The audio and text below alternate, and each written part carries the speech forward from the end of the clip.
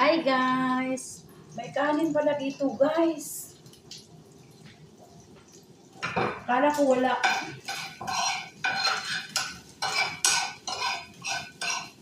Sangahin natin kasi niluto to ng amo ko kagabi. Nagmamadali siya kasi siguro naantok na. Hindi naman niya sinasabi na ako magluto. Hilaw pa guys. Hilaw pa. Pinapalamanan niya ako ng tinapay oh. Ganang kabait ang amo ko. Siya yung gumawa ng pagkain ko dito siya yung gumagawa. Hindi ako.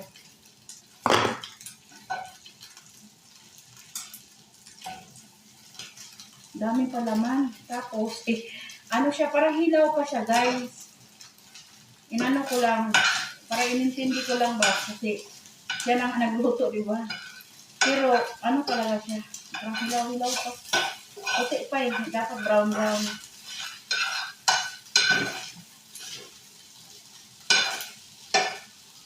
Tinawag niya ako kagabi sa sa kwarto ko. Binigyan niya ako ng ganong haba. Sabi ko, hilaw ba man ito? Manok. Siguro naantok na yun siya. Hindi na lang naman kasi gabi na Mga alas 10 ata yun. So, ulitin ko siya pa, brown-brown ng konti.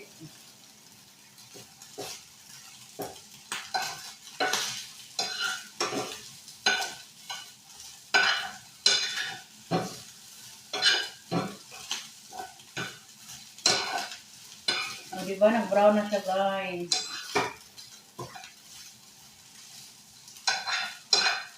Lagyan natin ng cream.